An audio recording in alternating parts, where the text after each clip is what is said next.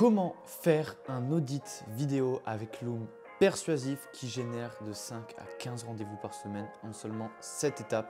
C'est exactement ce que nous allons voir dans cette vidéo. Allez, c'est parti!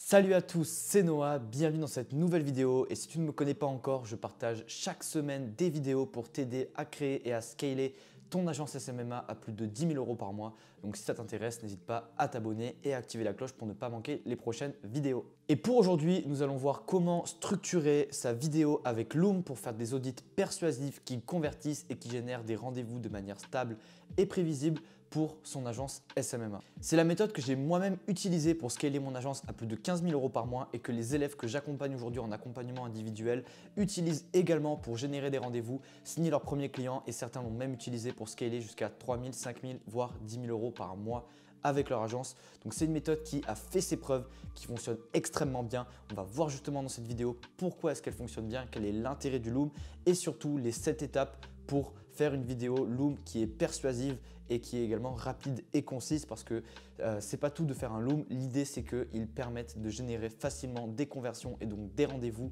durant votre séquence de prospection.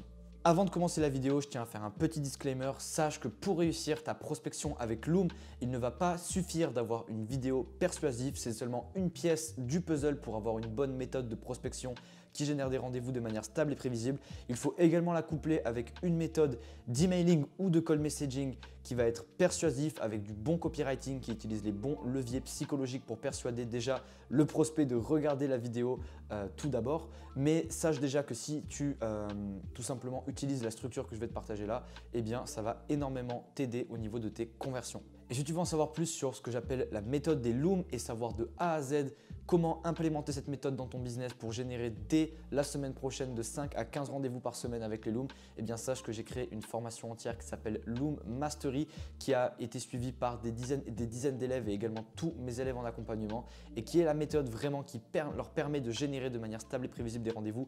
Donc si tu veux avoir accès à la séquence email secrète que j'utilise et à toutes les tout simplement petites astuces et techniques qui me permettent de rendre cette méthode rapide, efficiente et tout simplement performante pour mes élèves, eh bien, je t'invite à regarder la formation, voir si ça t'intéresse. Et si tu veux en savoir plus, n'hésite pas à m'envoyer un message sur Instagram. Bref, ne perdons pas plus de temps et commençons tout de suite la vidéo. Donc premièrement, quel est l'objectif du Loom? Pourquoi est-ce qu'on s'emmerde entre guillemets à faire des Looms, à faire des vidéos, à faire des audits personnalisés pour chacun de notre prospect? C'est long, ça prend plus de temps que des méthodes traditionnelles.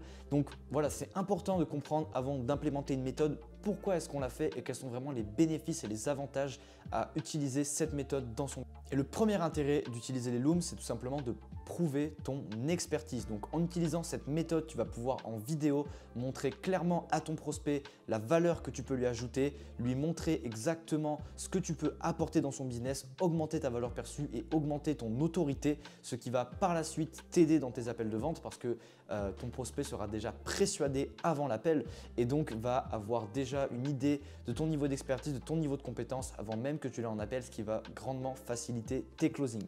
Ça va également servir à créer un pattern interrupt, c'est-à-dire à surprendre positivement ton prospect déjà en faisant quelque chose que la majorité des gens ne sont pas prêts à faire, c'est-à-dire prendre du temps pour lui, pour son business, pour tout simplement analyser très rapidement ce qu'il fait, ce qu'il pourrait améliorer et lui proposer des pistes d'amélioration.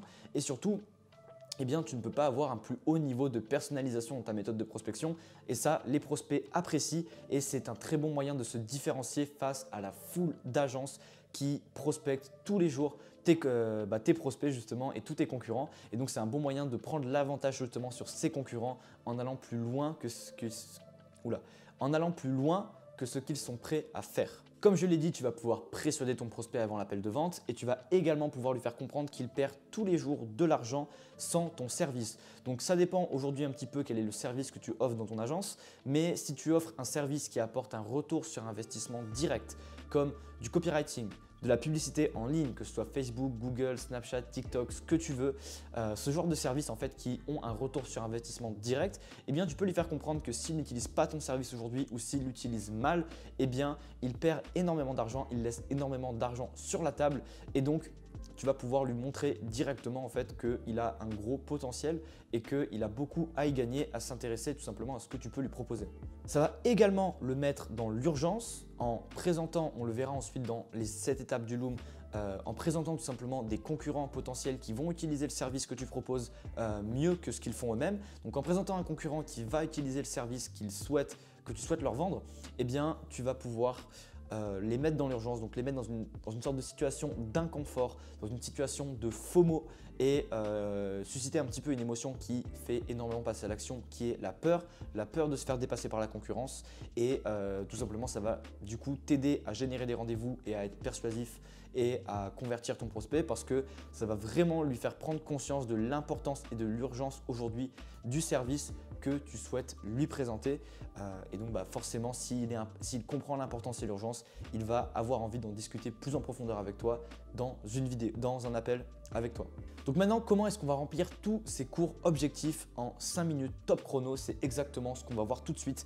Et la première étape, ça va être de se présenter très rapidement. Donc quand tu commences ta vidéo, tu vas clairement expliquer ce que le prospect va recevoir en donnant 5 minutes de ton temps. Et tu vas vraiment mettre l'accent sur les bénéfices de la vidéo, ce qu'il va en tirer. Donc il faut respecter un principe de copywriting et de persuasion qui s'appelle le What's in it for me. Donc concrètement, qu'est-ce que j'ai à y gagner?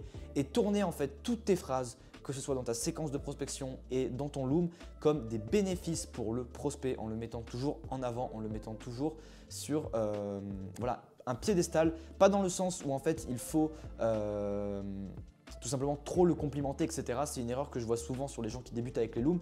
Ils perdent des heures et des heures, je dirais plutôt des minutes et des minutes à complimenter en fait leur prospect avec des banalités. Ça, c'est pas vraiment ce que je recommande parce que déjà, c'est souvent très faux, c'est souvent très forcé et ça, le prospect le ressent.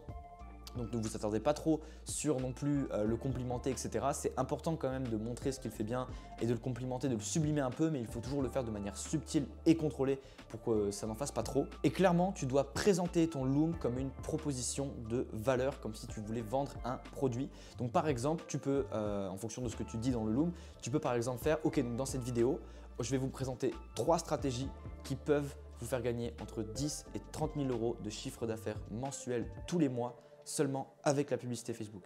Voilà, c'est un exemple parmi des milliards d'autres. Ne copiez-collez pas cet exemple dans votre Loom, mais voilà, essayez de faire preuve de créativité, de l'adapter à votre service, etc. Pensez également à ce que veut votre prospect, c'est-à-dire que certains prospects vont être très touchés par l'appât du gain et par les gains financiers. D'autres prospects ne sont pas du tout comme ça, surtout en France vis-à-vis de la psychologie de certains chefs d'entreprise dans certaines industries. Peut-être que pour certains chefs d'entreprise, ce qu'ils veulent le plus, eh bien, ce n'est pas forcément faire plus d'argent, mais c'est peut-être transmettre les valeurs de leur marque éthique au plus de personnes. Et donc dans ce cas-là, eh bien, on peut modifier la proposition de valeur en 3 stratégies pour diffuser votre marque au plus grand nombre et impacter positivement le plus de vie avec votre produit. Voilà, c'est un exemple parmi tant d'autres encore une fois, mais c'est pour vraiment vous faire comprendre aussi de l'importance de comprendre en profondeur son avatar client et comprendre clairement qu'est-ce qu'il veut, quelles sont ses problématiques et quels sont ses désirs. Ensuite, la deuxième étape, ça va être d'analyser rapidement ses stratégie marketing actuelle. Donc, tu vas faire une analyse rapide de ces stratégies. Tu peux parler de ses réseaux sociaux, de son site web, de s'il a un pixel installé. Si tu vends par exemple la publicité Facebook, tu peux parler du pixel. Tu peux parler du trafic si tu vends de la publicité Google ou par exemple si tu vends du SEO, tu peux parler de comment est-ce qu'il est ranké sur Google. Enfin voilà, adapte cette partie par rapport à ton service et fais une analyse courte et brève concrètement de ses points forts, de ses potentiels et justement de ce sur quoi il peut jouer pour progresser et parle également des points qu'il peut améliorer, des choses qui peuvent potentiellement manquer à sa stratégie actuelle pour passer un cap ou un plafond de verre dans son business. Évidemment, l'idée ici, ça va être de positionner ses points faibles, les points à améliorer comme étant les stratégies que tu lui proposes d'implémenter dans son business pour tout simplement qu'il comprenne que ta valeur ajoutée et ce que tu peux lui apporter dans son entreprise d'un point de vue gain financier, d'un point de vue charge mentale, etc., etc. Ensuite, la troisième étape, ça va être de présenter ce que fait un de ses concurrents qui applique le service que tu veux lui vendre. Donc concrètement, aujourd'hui, par exemple, si tu vends, on va prendre le SEO, eh bien, si tu regardes dans le SEO avec des mots-clés liés à l'industrie de ton prospect et qu'il il y a un concurrent qui est ranké au-dessus du prospect que tu contactes, eh bien, tu peux tout simplement lui dire, ben voilà, ce concurrent a mis en place une stratégie d'article, une stratégie de backlink qui lui permet d'être ranké plus haut sur Google et donc par conséquent, il prend du trafic tous les jours que vous n'avez pas et donc il vous prend des ventes, il vous prend des parts de marché et il prend un avantage compétitif sur vous. Et l'idée vraiment, c'est là qu'on va vraiment créer cette sensation de FOMO, cette sensation de peur qui va donner envie aux prospects de passer à l'action parce que ça va tout simplement rajouter de l'urgence et de l'importance à une problématique qui là aujourd'hui, une problématique que évidemment tu es capable de résoudre. La quatrième étape, ça va être de présenter le coût de ne pas appliquer les stratégies que tu lui proposes. Donc, il faut comprendre que l'être humain, il est plus sensible à la perte qu'au gain. Donc, tu peux présenter le gain, ça va attirer certaines personnes vont être attirées par le fait, par exemple, voilà, de gagner plus ou tout simplement de progresser. Mais l'être humain, on est biologiquement conçu pour réfléchir comme ça. On est plus en fait programmé pour être sensible à la sensation de perdre quelque chose. Ou de ne pas avoir quelque chose, le manque est plus fort en fait que le gain. Et donc l'idée, ça va être de lui présenter ce qu'il manque, ce qu'il n'a pas en appliquant du coup pas les stratégies que tu lui proposes. Donc ça peut être d'un point de vue financier, ça peut être d'un point de vue temps, ça peut être d'un point de vue charge mentale et par exemple tu peux mettre l'accent sur l'argent qu'il ne gagne pas, sur le temps qu'il perd à ne pas déléguer cette partie de son business, temps qu'il pourrait passer sur d'autres aspects de son business qui seraient plus intéressants, plus épanouissants ou du temps qu'il pourrait passer pour lui pour tout simplement avoir plus de temps en tant que chef d'entreprise. Donc voilà, il y a énormément d'aspects sur lesquels tu peux jouer, ça va dépendre de ton service et de ton profil, de ton avatar client. À toi justement de connaître ton avatar client pour adapter cette partie-là au profil psychologique de ton prospect. Mais concrètement, l'idée, c'est vraiment de lui montrer ce qu'il n'a pas en n'appliquant pas ton service ou en ne travaillant pas avec une agence ou un prestataire ou en n'appliquant pas les stratégies. Hop, je t'interromps rapidement dans cette vidéo pour t'inviter à t'abonner et à liker cette vidéo si elle te plaît. Et si tu veux recevoir du contenu toutes les semaines sur le SMMA, eh bien, je t'invite vraiment à t'abonner et à activer les cloches sur cette chaîne YouTube pour ne pas manquer les prochaines vidéos. Ça me ferait très plaisir et ça aide la chaîne à grossir et ça me motive au quotidien pour créer du contenu avec toujours plus de valeur. Allez, je ne te fais pas perdre ton temps plus longtemps. On reprend tout de suite avec la 5e étape d'un loom persuasif. Donc la 5e étape, ça va être de montrer concrètement comment tu peux les aider. Donc quel est aujourd'hui ton rôle et comment est-ce que tu peux justement avoir une plus-value pour ton prospect. Donc là, tu vas pouvoir montrer les stratégies que tu mets en place pour tes clients. La vraie subtilité ici à comprendre, c'est qu'il faut parler du quoi et non pas du comment. Donc qu'est-ce que j'entends par là? Le quoi, ça va être les stratégies globales. Par exemple, je vais prendre la publicité Facebook parce que c'est un domaine que je connais. Le quoi, ça va être par exemple ne pas avoir de stratégie de retargeting, ne pas avoir de stratégie de post-achat, ne pas avoir de stratégie de réengagement. Ce genre de choses et d'expliquer tout simplement le coût et l'impact de ne pas avoir ces stratégies dans son business. Donc on en revient à ce que je parlais juste avant. Donc clairement de dire ok, le fait de ne pas avoir de stratégie de retargeting, ça fait que vous avez des abandons paniers tous les mois qui ne sont pas récupérés avec une stratégie de retargeting. Donc vous perdez potentiellement des dizaines de clients tous les mois que vous pourriez très facilement avoir pour un investissement publicitaire très faible. Voilà, ça c'est le genre d'argument que vous pouvez donner en parlant de ce genre de stratégie. Encore une fois, c'est adapté par rapport à votre service et à votre industrie. C'est également le moment où tu peux montrer une étude de cas de clients que tu as aidé dans le passé, avec qui tu as apporté de bons résultats et que tu peux leur montrer ok, voilà, ce client avant, il n'avait pas les stratégies dont je vous ai parlé, on les a mis en place et il a gagné tant en temps de jours. Si tu fais ça, c'est encore mieux parce que du coup, tu utilises le biais de preuve sociale qui va encore une fois assouvir ton autorité et ton expertise et t'aider premièrement à convaincre le prospect à prendre un rendez-vous avec toi et deuxièmement, va t'aider à closer le deal. Ensuite, la 6e étape, ça va être de faire du teasing. Donc l'idée, maintenant que tu leur as présenté vaguement ce que tu peux mettre en place, les bénéfices que tu peux leur apporter, le but, ça va vraiment être de créer un maximum de curiosité pour ton prospect, pour l'inciter à réserver un rendez-vous avec toi. Donc concrètement, tu peux créer cette curiosité en le teasant, en lui disant ok, donc voilà, j'ai fait en sorte de garder cette vidéo très concise pour ne pas vous faire perdre votre temps, mais concrètement, je vous ai présenté aujourd'hui dans cette vidéo que 2 stratégies sur 5 qu'on met en place pour nos clients. Donc si vous voulez entendre parler des 3 autres stratégies que je ne vous ai pas parlé dans cette vidéo parce que je voulais la garder concise, eh bien n'hésitez pas à réserver un appel avec moi et justement c'est la bonne transition pour la 7e étape qui va du coup être l'appel à l'action pour justement, voilà, on l'a teasé, on l'a teasé, on a créé de la curiosité en lui faisant comprendre que là, en 5 minutes, on lui a donné que seulement quelques petites pépites qui pourraient l'aider. Idéalement, il a tiré beaucoup de valeur uniquement avec ces 5 minutes et lui faire comprendre que voilà, là, c'était seulement en 5 minutes, qu'avec un appel, on va pouvoir rentrer beaucoup plus en profondeur et on va pouvoir avoir beaucoup plus de stratégies qui vont vous permettre de performer. Et donc, eh bien, s'il veut entendre parler de ces stratégies, qu'il n'hésite pas à réserver un appel avec toi pour en discuter plus en profondeur. Donc voilà, c'était les 7 étapes pour faire un loom persuasif qui convertit. Je vais les énumérer très rapidement pour que tu les retiennes bien. La première étape, ça va être de te présenter très rapidement. La deuxième étape, ça va être d'analyser ses stratégies marketing actuelles. La troisième étape, ça va être de présenter un concurrent qui applique les stratégies que lui ne fait pas. La quatrième étape, ça va être de présenter le coût de ne pas appliquer ces stratégies dans son business d'un point de vue rationnel et d'un point de vue émotionnel. La cinquième étape, ça va être de montrer concrètement comment tu peux les aider et comment tu peux mettre en place ces stratégies, comment tu l'as fait avec d'autres clients. La sixième étape, ça va être de faire du teasing pour susciter un maximum de curiosité et lui donner envie de réserver un appel avec toi maintenant. Et la septième étape, ça va être de faire l'appel à l'action justement pour le guider et lui dire clairement quoi faire pour avoir un appel avec toi. Si tu suis cette structure de loom à la lettre, je te garantis que tes looms seront 10 fois plus persuasifs et que tu vas avoir de bien meilleurs résultats avec ta prospection en partant du principe bien entendu qu'elle est couplée à une stratégie d'emailing ou de messaging persuasif avec un bon copywriting. Mais concrètement, si tu appliques cette structure et que le prospect voit le loom, eh bien ça va être extrêmement persuasif. Maintenant, est-ce que ça veut dire que tu vas avoir un taux de réponse positif de 100%?